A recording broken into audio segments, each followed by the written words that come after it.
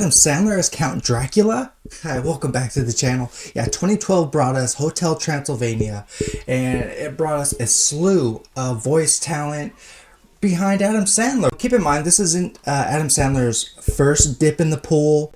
He was the voice of a character in a movie called 8 Crazy Nights. Here he plays Count Dracula. He turns in a performance that is outside his norm. You have to give it 110%, even if you're not fully on screen. He plays the father figure very good. There's a strictness to him. There's also some comedic moments. He comes off as very serious. I think this is one that a lot of kids were into back in 2012. As the years went by, sequels came along, and this franchise sort of went down, the forgotten path.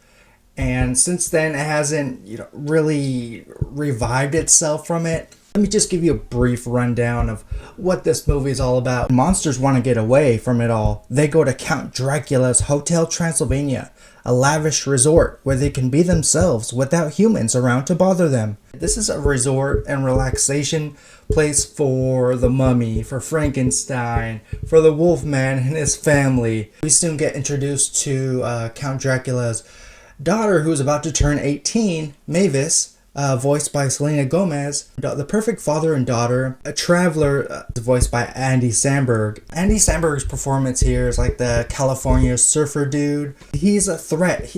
Dracula and the rest of the monsters see humans as a threat. I feel like the downtime in this movie is made up with slapstick humor.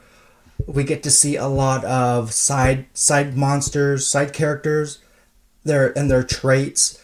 Another big voice talent here is Kevin James as Frankenstein, and I think he's another standout here. Without the cast, this material would be just a complete failure, in my opinion, forgettable. But yeah, you have Selenagomez at the time. She's huge. She still is. She's not only a pop star, she was a Disney princess. And I feel like a lot of these characters are, you don't really relate to them, but they're very charismatic. They have their own personalities, and that's what really brings the best out of this movie. There are moments here where things get turned into chaos. The only story arc that really grows on you is Dracula, our main lead in the movie. And we eventually get to hear a backstory about how he lost his wife and the reasons why he doesn't want Mavis to go out into the world and grow, be her own vampire.